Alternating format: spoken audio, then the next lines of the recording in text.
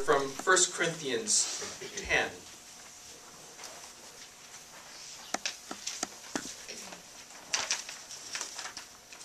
Verses 1 through 13.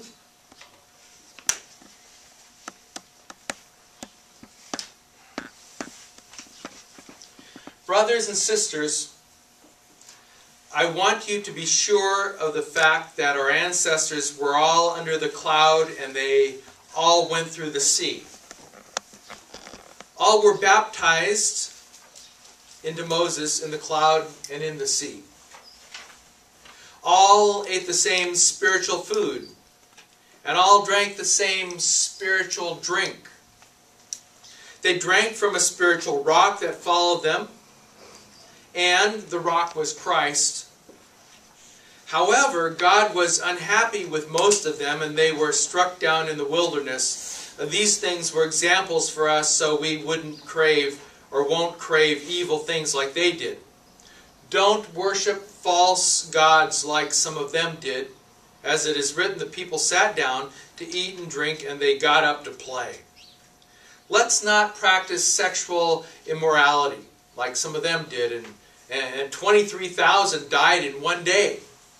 Let's not test Christ like some of them did and were killed by the snakes. Let's not grumble like some of them did and were killed by the destroyer. These things happened to them as an example and were written as a warning for us to whom the end of time has come. So, those who think that they are standing need to watch out, or else they may fall.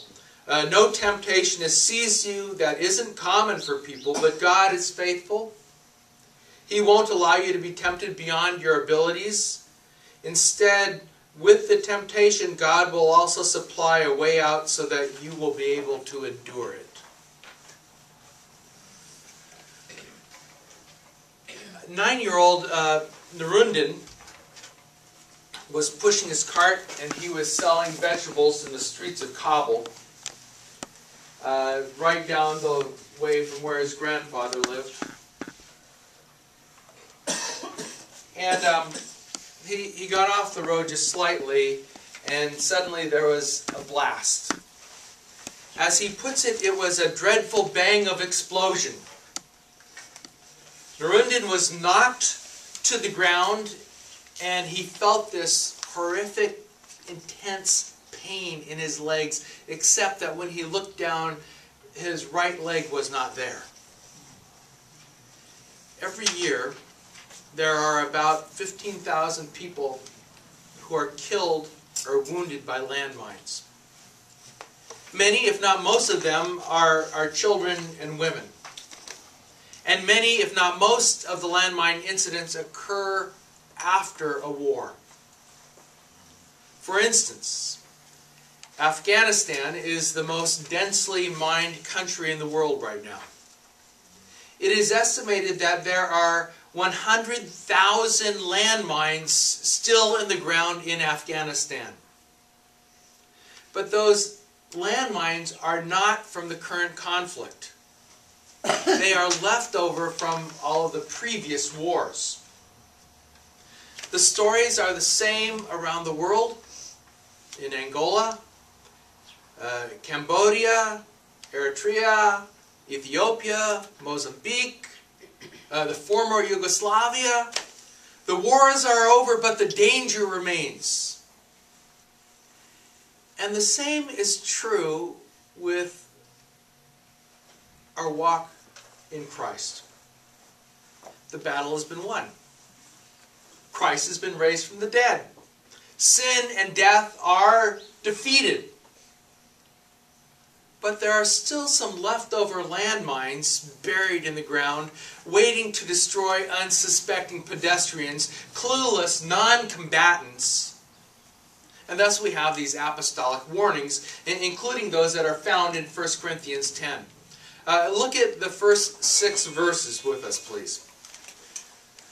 Brothers and sisters, I want you to be sure of the fact that our ancestors were all under the cloud and they all went through the sea. This, of course, is a reference to the Exodus.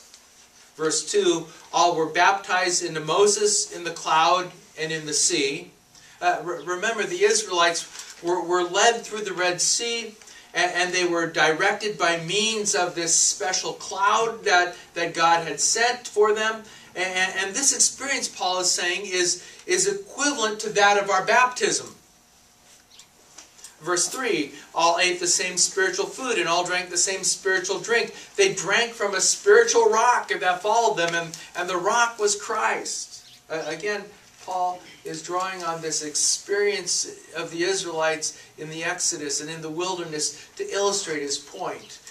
Just as Christians eat the bread and as they drink the cup, so did the Israelites, in a sense, experience Christ in the wilderness. Verse 5, however, God was unhappy with most of them, and they were struck down in the wilderness. These things were examples for us, so we won't crave evil things like they did. In other words, even though these early believers had all of these miracles, they had all of these mysteries, they ended up stepping on landmines and blowing themselves to bits. St. John Chrysostom, who was a great 4th century biblical scholar, preacher, and pastor from what is now modern Turkey, puts it this way. He says, why does Paul say these things? He was pointing out that just as the Israelites got no benefit from the great gift which they enjoyed, so the Corinthian Christians were getting nothing out of baptism or communion unless they went on and manifest a life worthy of that grace, is what he's saying. Now remember the context. Remember the Corinthian context. Paul, the apostle, is speaking to the church in Corinth. A church which saw itself as being totally together. We look at the Corinthians and think, those guys are a bunch of flakes. They were totally off the wall, but they saw themselves as being totally together because some of the people in Corinth had these exotic and esoteric spiritual experiences. And so they wore their spirituality on their sleeves, so to speak. That is, they were very spiritual people. And they made sure that everyone was aware of just how spiritual they were. And that's how they defined Christian success. By the intensity of these spiritual experiences.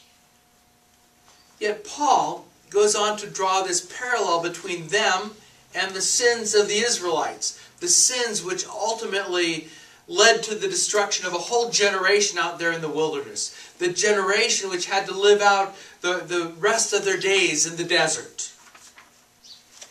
And by listing these sins, Paul is warning his readers that they too could just as easily step on these same kinds of landmines. Verse 6. These things were examples for us so we won't crave evil things like they did.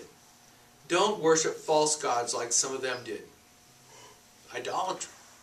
In spite of this very direct and miraculous intervention of God, the Israelites set up this golden calf as an object of worship, and even after being instructed to avoid such a landmine, they did it anyway.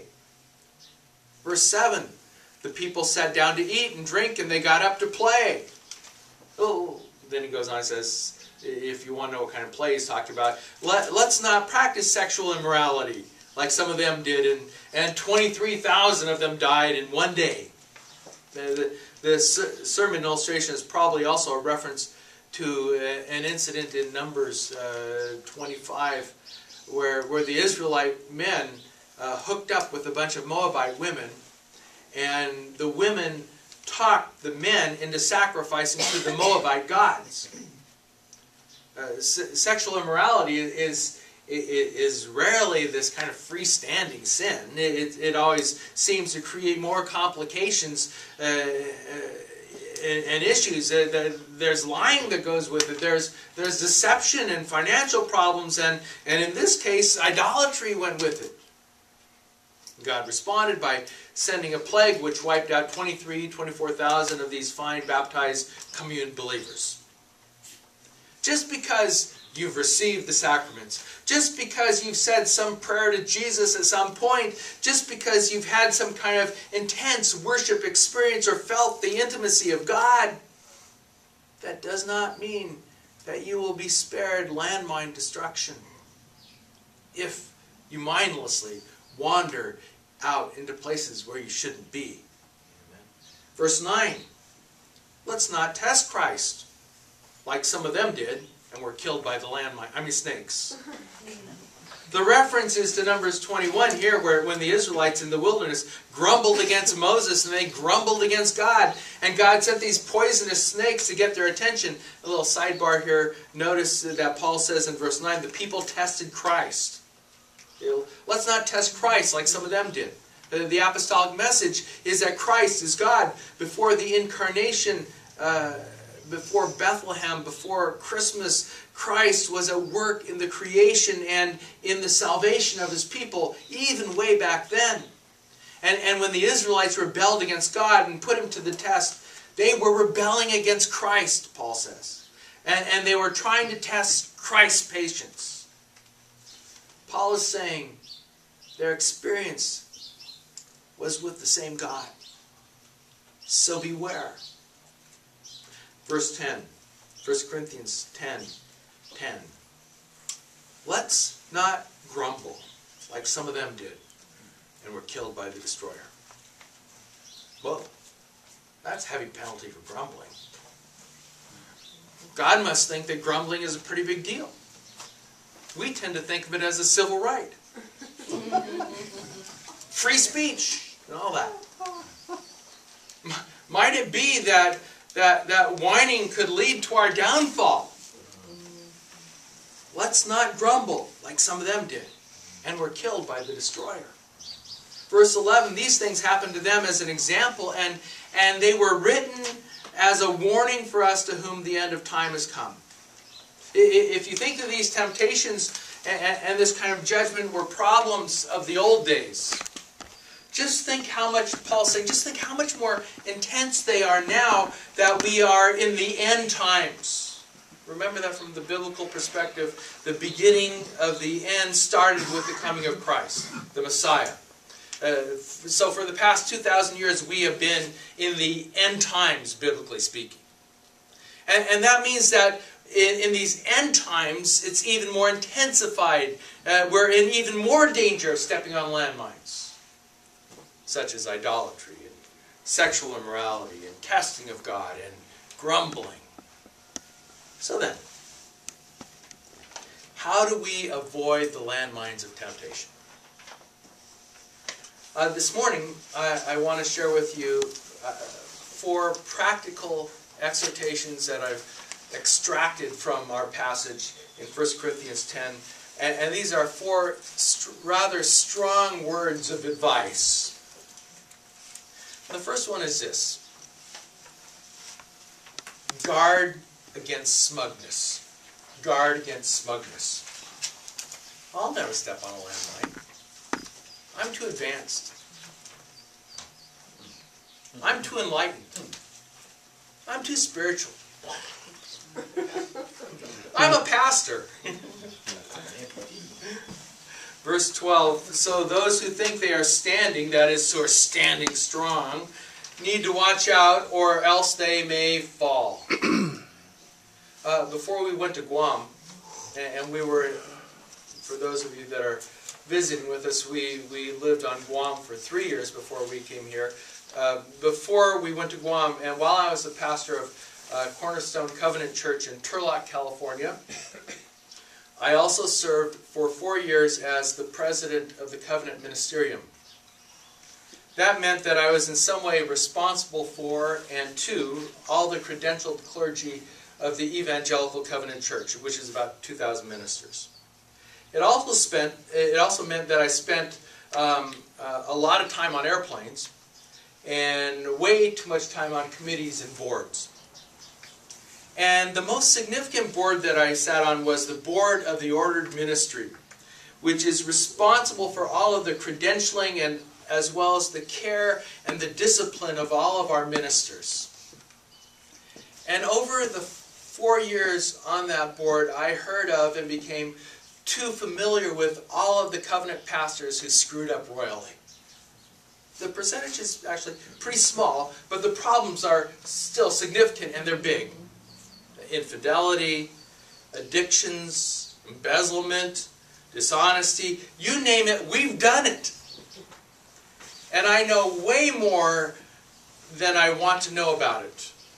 And I learned it all from ministers. It was a real eye-opener about the human condition. And it was a wake-up call for me to guard my own life. There were men and women who were way more capable than me.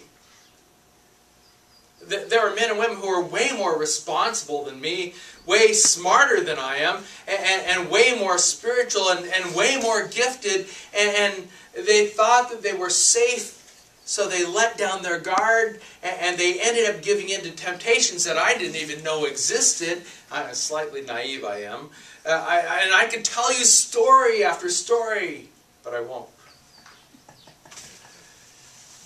In my own experience, I found that the times I'm most prone to do something stupid is when I think I'm feeling the most confident about myself.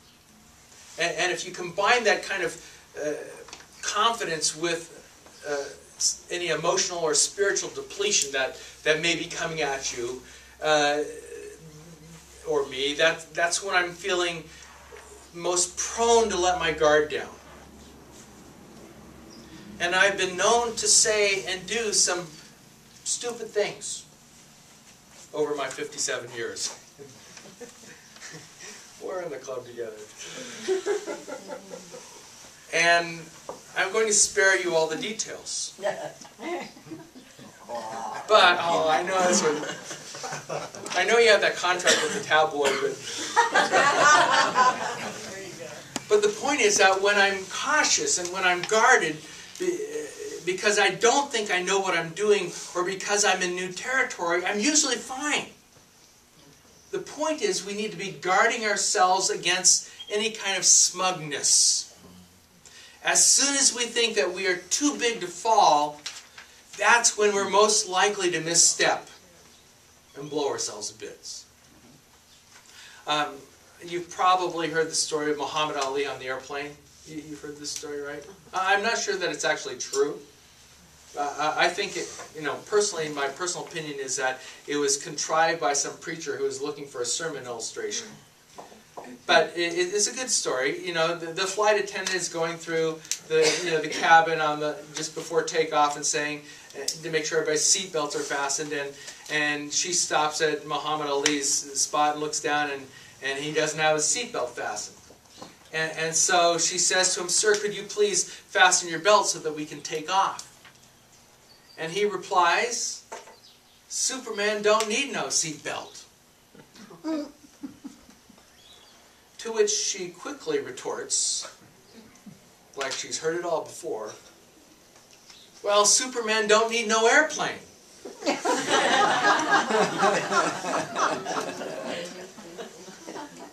Sometimes, for our own safety, we need to be reminded of who we aren't. And as soon as we stop watching for landmines, or as soon as we wander too casually into mind territory because of our Superman complex, that's when we're most likely to cause an explosion. Secondly, number 2, we need to own the reality of temptation. We need to own the reality of temptation. Just because you have Christ in your life and your life is in Christ, that does not mean that somehow in some magic Superman way you're going to glide through life a foot off of the ground so that you're never in danger of stepping on something explosive. Verse 13 says, "No temptation has seized you that isn't common for people." You can't say, "No one knows what I'm going through. Don't get on my case. This is unique." Or sometimes I hear people with a little more sophisticated version of it is like, I know I shouldn't have done that, and I shouldn't have blown up like that, and I was really out of line, but. Yeah, the deflective but. As soon as that deflective but enters into the sentence, it is apparent that they are not owning the reality of the temptation or the result of it. The but serves to negate everything or cancel out everything that they have already said. I know I shouldn't be watching that or sleeping with him or running red lights, but, and the but means I've got reasons for acting that are beyond your understanding. Let me explain them to you. My situation isn't common. This kind of temptation is extraordinary, and thus my actions are in some sense justified. Maybe not fully, but they're at least a little bit justified. No temptation has seized you that isn't common for people. If you're taking temptation seriously, you will eliminate the but from your sentences. The word here in verse 13 that is translated as temptations is really the same as the word that is translated as trials in other places. And that is appropriate, for our trials are often also our temptations. The difference is context. And it is no sin to have a trial. It's no sin to be tempted. Martin Luther said, though, you can't stop the birds from flying over your head, but you can stop them from nesting in your hair. Mm-hmm. Nesting is the difference between sin and temptation or trial.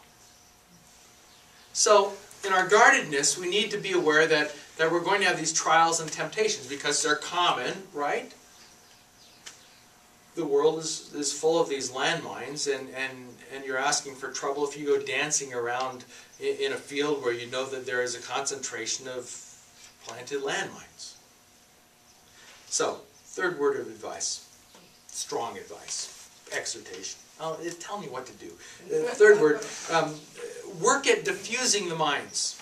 Work at diffusing the minds for your sake and the sake of others, the sake of all those around you. Because when you blow something up in your life, you're causing pain for other people. And as I see it, there are two ways that we diffuse the landmines. First of all, you know that most of our temptations involve living in a fantasy world. A fantasy world that we have nurtured for ourselves. This is a world where, well, it's about me. And where my values dominate. Where there is no end of things which give me pleasure. Where everyone plays by my rules, or at least they should be playing by my rules, and they do what I want them to do in the way that I want them to do it. And most temptations come from within us, come from within that fantasy. Or even those that are coming from the outside are trying to tap into that inner fantasy of entitlement. I deserve to be rich. I've worked hard without receiving the kinds of rewards that I've dreamed of. I've put in the time. I'm entitled to more than this. Whether it's money, attention, recognition. I'm entitled to more than I've received. And from there, embezzlement or tax fraud or infidelity, it isn't such a hard decision, is it? In other words, if you cultivate these kinds of fantasies of entitlement in your mind, you are actually laying your own landmines. So get real. Saturate your mind with beatitudes, Jesus values, rather than your own reward system. Jesus' ideas of how things should be, rather than your own ideas of how you should be rewarded. And then secondly, within that context is the way that we diffuse temptations is, you diffuse temptation by investing in good practices. Investing in good practices. Think of it this way. if you give in to small, insignificant temptations, it becomes easier through practice to eventually indulge the bigger ones. If you give in and snark at all the little things in life which are annoying, and there are so many things that are annoying, that are worth snarking about, if you do that, I can guarantee you that you will eventually give in and embrace an overall cynical outlook on life. Because you practiced. People who tell little white lies, they are they're more likely to eventually tell big lies. Because once you've developed the habit of lying, when things get complicated, you will by default try to lie your way out of the bigger things. Because that's what you practice doing. You've drilled it into yourself. If you deceive your spouse, I'm pretty sure that you are trying to deceive someone else too. Probably me. I won't trust you as much if I know that you're deceiving your spouse. You will sacrifice your integrity without even thinking about it.